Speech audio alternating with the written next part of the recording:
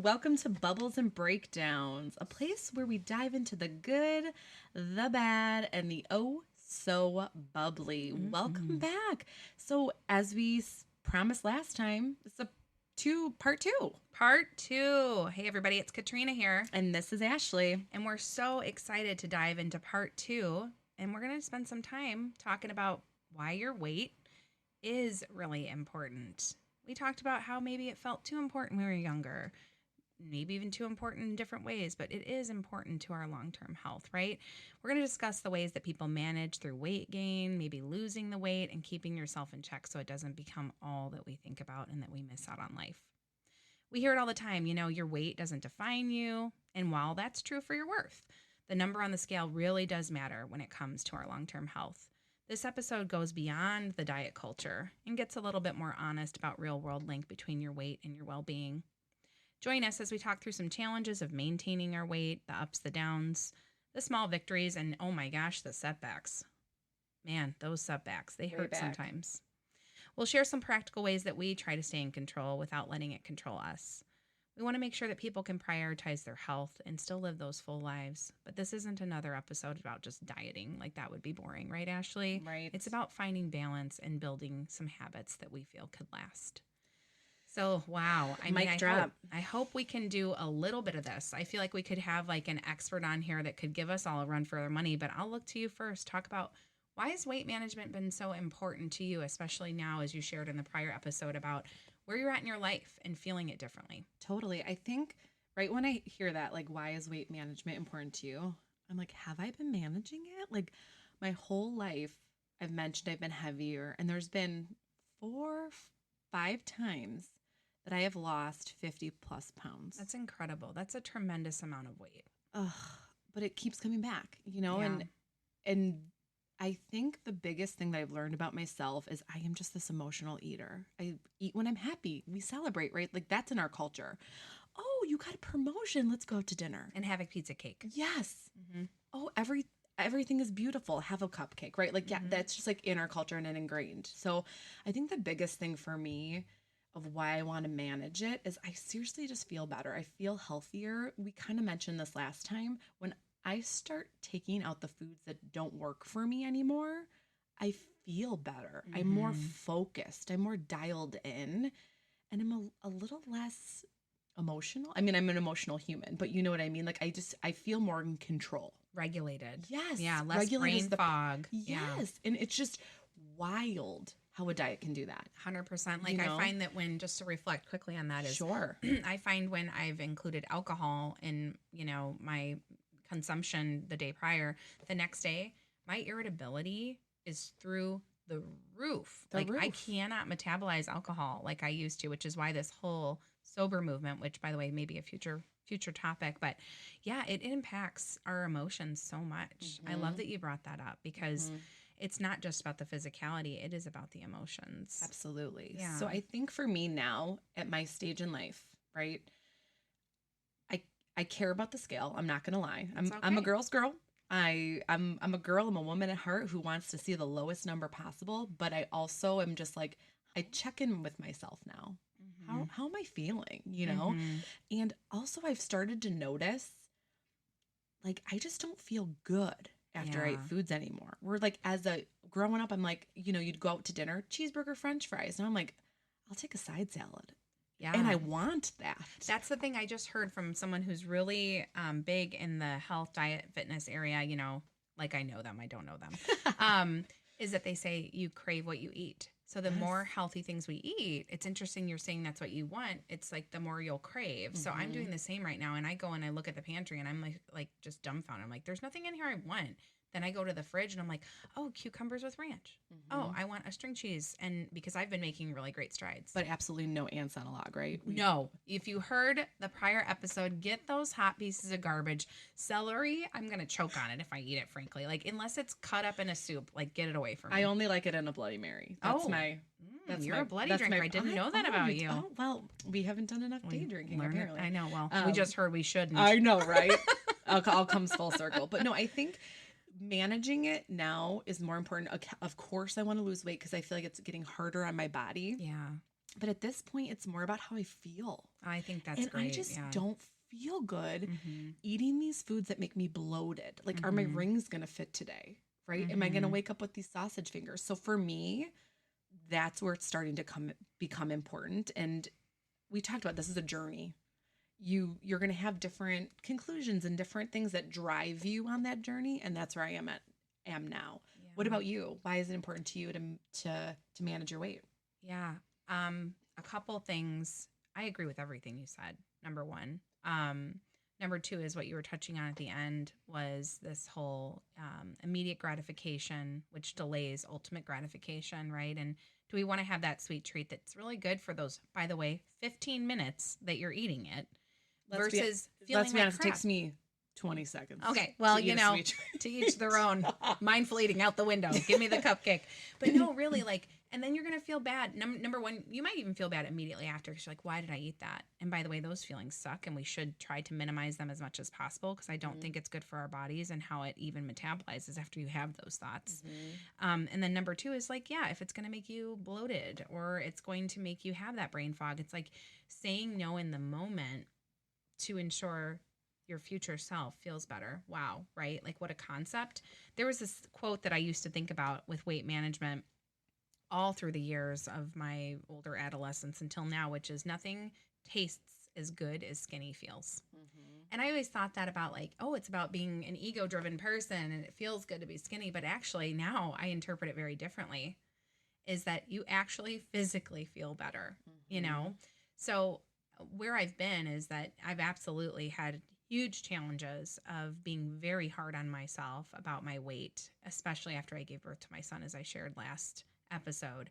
I have been my own worst critic. I have been unforgiving. I've been self-deprecating in many environments where I've had so many people say to me, like, don't talk about yourself like that. And I'm like, oh gosh, I am being that person. I don't want to be that person. And I've changed over the last 6 months to stop talking and start doing. And I've changed in a lot of areas in my life. Stop talking and let's start doing. We're doing this podcast. I'm doing some other projects that are personal to me. I'm making big changes in my career and considering different things. But also, most importantly, ultimately important, is that I've focused a lot on my weight. And with doing so, I am running multiple times a week, multiple miles. I am eating healthy, balanced meals all throughout the day. I'm getting my vegetables in. Not as much fruit, honestly. I eat mostly vegetables. And then, I've dropped from my heaviest. I've as of today, I've dropped 18 pounds. But it's been over a long time period. I wish we had an applause. An applause sound. Yeah. And which honestly, I'm so excited to share, it's now kicked me back into just the overweight category versus the obese category. And that's literally as of this morning. So I'm excited to share that with you guys. But I'm so proud of you, by the way. Oh, thank you. Awesome. I'm feeling really good, and I hope to keep up the momentum. We'll talk about what that looks like. But the other thing for me is that it really has been health related. I had preeclampsia with both of my kids. I've had high blood pressure, hypertension, and yes, there's this. It does run in the family. My father had horrible blood pressure. He's since passed, and I do run hot, as I say, and that has always been in the back of my mind. And then also I started snoring after kids. And then I was diagnosed with very mild sleep apnea. I don't treat it with a CPAP. I do a different thing. I do like breathe right strips. And then I, make sure I don't have alcohol close to bedtime, even though I don't drink that much anymore. And I'm trying to manage down my weight to get rid of the sleep apnea. And so I've got a lot of motivation, I'd say, Ashley, that now at the age of 41, so cute that you're 39. No, I'm so much older, but that like I've got real reasons, and the real reasons are high blood pressure, sleep apnea, and just like feeling good in my body long term. And that to me has completely changed the trajectory for the last 6 months. Yeah. So, yeah. It is, I think too, when you stop concentrating on that number a little bit more, and just that, like, sometimes it takes those more important things to drive you. It did, yeah. You know what I mean? To wanting to stick with it. Because I think anyone could diet for a week. Totally. It's the consistency. The consistency, right? And this is the first time too, like, there's so many studies out there too. I think, what is it? Is it 80% diet, 20% exercise?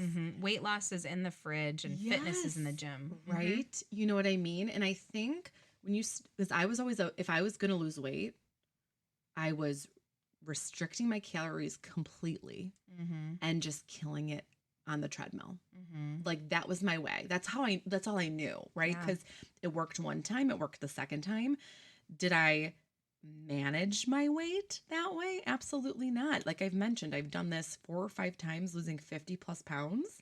That's almost a little like crazy to even say, right? Yeah, like you have your system to get down, but what you haven't developed is your system to maintain. Correct. Yeah. So, and I think switching that mind frame to health really makes me want to focus. But I think I'd like to talk about too.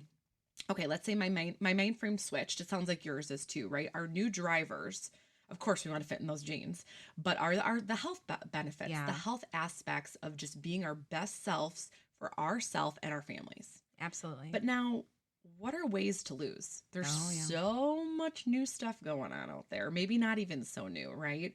That let's talk about some of those. Yeah, I have to like crack up when I see like on Facebook, you're scrolling and it's like, lose 30 pounds by just walking, or, no diet here. You can lose a lot. By the way, spoiler alert, they don't work. If you walk more, but then eat more, sad news, it's a math problem. You're going to keep the weight on.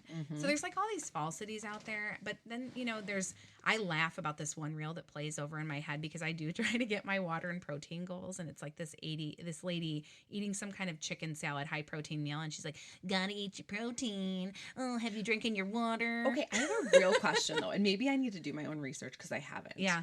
I mean, I do feel better 100% when I'm eating protein rich meals, right? Yeah. With the veggie, like I feel my best self. Yeah. But isn't there a point of too much protein? Like I know our bodies process it and, get rid of it, the excess, but like, is that good on your kidneys? Like I want to research this. Oh, that's really interesting. I don't know, but I know the current standard for where we're at in our lives is like 0.5 grams of protein per pound of body weight.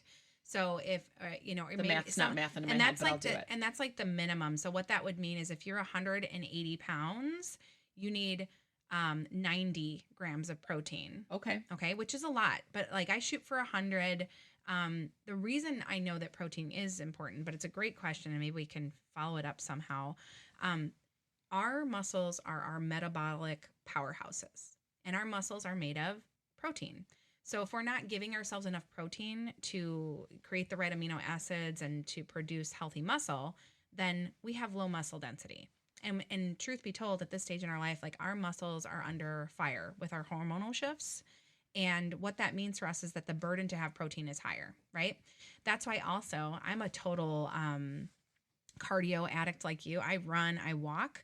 Lifting weights is my least favorite thing to do, but I am trying to incorporate that because it is so important to get our muscles burning because when we're not running or walking, those muscles are what are creating energy utilization. And so the more shape we are with our muscles, it's going to burn more calories naturally. It like creates another backup metabolism resource. So like, yes, I think it's annoying. Like there's protein, everything's protein and there's a balance, but there is a lot of like foundational reasons why we should be considering more protein and weightlifting at this stage in our lives. No, that's awesome. Again, I haven't done my research, but I'm just like, I feel like there's got to be a point of too much. But I mean, probably because after a while, your body's gonna be like, I can't process all that, right? I mean, I don't know. But then there's like the carnivore diet with like these people with these like huge steaks that are just like, and I'm like, what about your poor arteries? Like your cholesterol. Or your cholesterol. Like I feel like what it comes down to as we think about all these kind of like real extreme things is that extremism doesn't work, in my opinion, and it won't allow you to moderate and find consistency for long term because it's like we could go hard, right? And just like lose the pounds. But then once you're where you're at, then it kind of creeps back in slowly with that piece of cake or with the potato chips or whatever it is. And that makes total sense. Katrina and I were having a conversation earlier this morning about just like who we are as people. And I am an extremist. I will do things hard and fast and good. Yeah. But I wear myself out. So yeah, I've lost 50 plus pounds multiple times, but it's because I'm just like, go, go, go, go, go. And then I'm like, I'm exhausted. Give me, like, I can't focus anymore on it. But yeah, anyway, I know that was an aside about the protein, but I just. No, it's a way that people prioritize their calories that can have success for people. For me, I don't know. My success recently has been about food journaling and calorie awareness and movement, right? So like I do write down what I eat 5 days out of the week. And I try to get my water goals and my protein goals every day. And I shoot for 1,300 calories because I'm in a full weight loss mode. And it has been such an accountability tool. And it's honestly taken some of the pressure off me because I have repeatable meals. And there was something that this women's health expert that I went to get a hormone panel and to kind of diagnose me with what was going on, which by the way ended up being like extremely vitamin D deficient and estrogen was plummeting. She called it below sea level.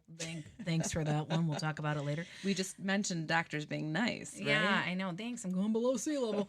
So I, when I was with her, she was drinking, a protein shake and she goes, let's talk about we're talking about my weight. And she's like, what, let's just see where you're at. Like, she's actually very kind, very balanced and trying to be very practical. And she goes, the way I look at it is that food should be the most boring thing of my day. And I was like, what? Like, I look forward to that sushi or I look forward to that glass of Prosecco or whatever it is. And she was like, this is my lunch today. It's a protein shake. And I'm not even worried about it because I know what I'm going to eat. And it's just kind of what it is. And so I have had that in the background as my mantra that, like, food shouldn't be exciting. Because my whole life, I thought food should be exciting. A reward, like you said. But, like, if we think about it different as fuel and making us feel better and take the glamorizing qualities of food away, I think it can help us maintain consistency. And I'm really hopeful that a year from now, I'll be in a great, healthy place that I've maintained. But who knows? Stress comes in.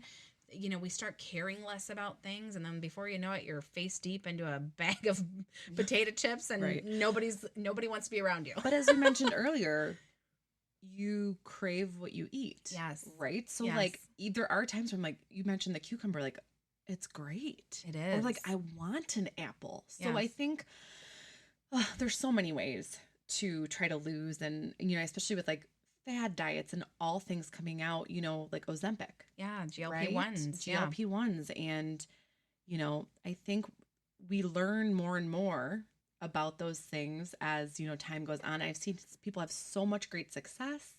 Well, quick success, which I applaud. And I just a little bit about myself. I want everyone to do what they feel empowered to do. Yeah. I love people for choosing the path they want to take. Yep. And I think they should. I agree. And some of them have real health considerations where, like, they need to get out of a scary, obese range that's like really hurting their health, or they have diabetes, maybe pre-diabetes, or glucose management challenges. And GLP-1s, I think, can be really important in their long-term health. Right? Absolutely. And I know, just me as a person, so I'm an extremist, but I'm also like a scaredy cat. Like, I was like, I would try it, but I'm afraid. Like, and where's the long-term evidence? Yes. And like, and I'm like, I already haven't had long-term effects of anything else. But I think it's just so interesting, the waves and the, I don't know. I just want everyone to do what's best for them in the health considerations, right? Like, we want to lose because it's best for us, but also, how are we going to start to maintain this? Obviously, it's hard for me to maintain. I think I'm at a new place in my life, though, that I'm ready to do that. But I know you talked about, like, writing everything down. Yeah. And, just like logging. And I think that makes you be very cognizant of the road you're on. You want to keep up with that. Is that a long-term thing, do you think? Or do you want it to be? I've now incorporated it. I mean, it's literally sitting right here. I've got my binder. And I've kind of incorporated it in my life. When I'm traveling, I don't do it. There are some times that I'll put it in my phone just to have awareness, or I'll even go a whole day without writing anything down. But at the end of the day, I'll just calibrate and go, what did I eat? And then, because I think it's about how we feel, and just having that accountability. There's some people that do it for the rest of their lives. Will I probably do it forever? Maybe not. I think that hopefully when I get to kind of a quote unquote goal weight, I will put the binder away. But the problem with it for me has been consistency. Mm-hmm. So if I have this, like this binder looks at me every day. I keep it in a prominent place, and it's a physical binder versus a phone for a reason, because I can hide things on my phone. I can't hide this big, ugly white binder. And I'm doing what works for me now, and I'll adjust as time goes on, and maybe I'll fall off and maybe I'll gain weight. But here's the big thing. I'll come back, and I think it's coming back quicker as I age that I'm getting better at. And saying, which sounds like a contradiction, right? Like we're quicker as we're older. Watch out. But like, maybe our minds are just more focused and we're determined to be our best selves. Yeah. And I think what's really important for this process for me, which is different than GLP-1s, is that GLP-1s are peptides that systematically shut down our food noise. Okay. So in our body, there's all of these functions going on, billions of functions.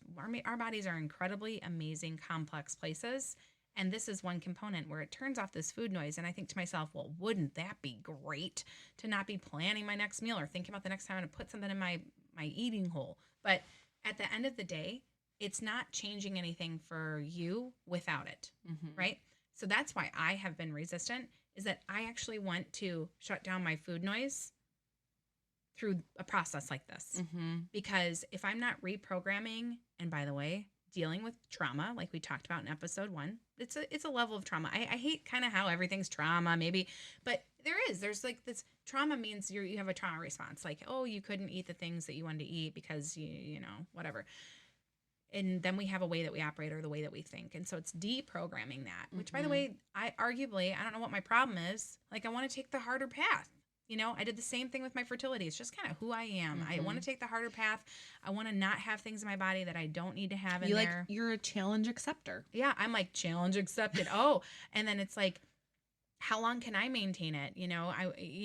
We'll see, right? But this is where I'm at. And I think, like I said, kudos people, it works for them. If it gets you to a place that you feel good about your body and in a healthy place, that's great. And I hope that we'll continue to see supportive evidence why it's a safe and effective tool for people. And I like how you're saying too, you're inspiring me a bit, because my problem is maintaining. I've always had that issue. And you're right. Like, the way I grew up kind of creeps back in, and the stress of it all and the emotional eating. And like we mentioned, midlife, you've got new hormones or less of a hormone that you didn't even know about, right? There's all these stressors and things that I'm starting to change my perspective. Again, about to be 40, I'm really starting to learn about myself a little more, or at least like look introspectively to say like, this is how you usually react in these situations. Yeah, like, did you realize this until you had all of these years of information? Right. And I'm like, ooh, can I combat that or steer it in a way that's productive? Right. So I've noticed like I said, I'm an extremist who probably gets stressed out fast, right? Like, that's me as a human. But I'm like, can I take those stressors and not eat a bag of chips, but maybe furiously clean the playroom? Or, what I mean? Or take it and just like scrub that pot, or go on a 20-minute walk. And again, I've started to like reframe where it's like, I feel anxious. What's that outlet now? Right. It can't be. That's going to be better for you. Right. Yeah. And I'm really trying to work on that. It's hard. Of just really channeling my energy in different ways to even have a more productive outcome. Yeah. Right. Yeah. And just like, you have energy, you have this thing inside of you, just like put it towards good. Use. Exactly. Good. So that's what I'm really trying to focus on, is just more like, when I notice Ashley, stressful, put that down. Just like, okay, what else can I do to like it? And really, it's like a 5-minute, like, and then I'm like, oh, I'm cool. Yeah, you got to make the decision. That's what we always say about, like, in the early days of parenting, we'd want to have like a drink, at the end of the day, just to like unwind. But you get through that half hour of where it's like, am I having a drink or am I not having a drink? And then you get through it and you're like, I didn't need it anyway. I'll just go to bed. Yeah, exactly. And I think some of the examples you gave of ways to, get your mind off of it, right? Like going for a walk, getting busy with something. Like, our minds want to be busy, and they don't do well with themselves, meaning like our minds don't do well thinking about ourselves. No. Like it takes us into places we should not be. Totally. Especially when we're in a stressed out, irritable state. So like, yeah, I love those ideas. Yes. And I think too, because of that, how are ways we can keep ourselves in check is really important. I think there's so much pressure we put on ourselves. I feel like this is like a consistent topic within our topics, right? Of just, there's these outside pressures to do it all, have it all, lose the weight, be a friend, everything, be a mom. And it's like, give yourself a break. Mm-hmm. You know, like it's okay to have a few bad days and go off the track, but get back on. Yes. And again, your guiding light should be your health at this point. Right. You know, do what feels good for you. Yeah.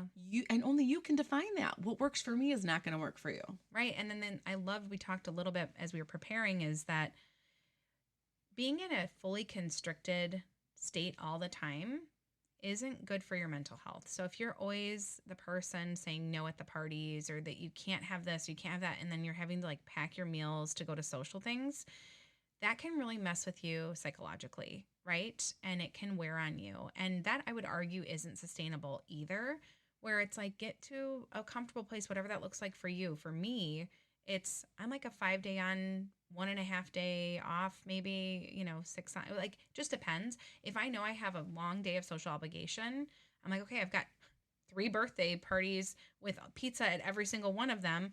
I am going to eat pizza today, okay? Like it's going to happen. I'm not going to pack my salad with chicken and tote it around the metro area. Like we are going to have pizza. Or not eat, so you binge later. Or yeah, right? You don't want to not eat and then deprive yourself. Like here's what I know now. I know when I'm really hungry and I know when I'm not. Mm-hmm. And that simple question, am I eating because I'm hungry or am I eating because I'm bored, has been another thing that I've relied on.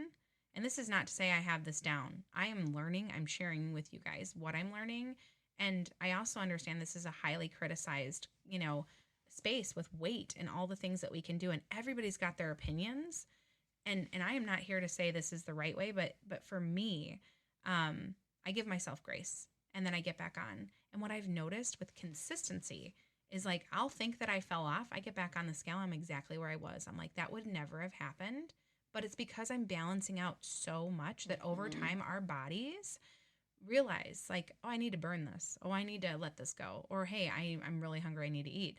And it's about checking in and really knowing when you're hungry and knowing when you're not. And then not making sure after all of that, just don't miss out on some of the joys is what I think is important to me, Ashley. If you, don't lose yourself while you're losing. I love that so much. Like, do not lose yourself while you're losing weight. No. Like, still have fun and, celebrate those bubbles. Have some bubbles. I mean, like, don't have 5 glasses, maybe have 2. Like, that's also something that can be a way to not miss out, but still have those moments that you do enjoy because food should be enjoyable. Yeah. I don't think it should totally be boring like the women's health expert was telling me. I think we need to have some moments where we have the really great meal with our friends and family and that we look at each other and go, oh my gosh, this was amazing, and that we can appreciate all the luxuries that food can offer. Right. So. I know. Well, thanks for coming on this weight journey with us, if you will. And I think, again, to hammer in some of those key takeaways at this point really is that weight versus health. And do what gets you the health results and makes you feel good without compromising you as a person, too, and give yourself some grace. I think that's the biggest takeaway for me, too, is that continue on that path of health and vitality and be there for yourself. Treat your body with love and kindness and respect and treat your mind in the same way.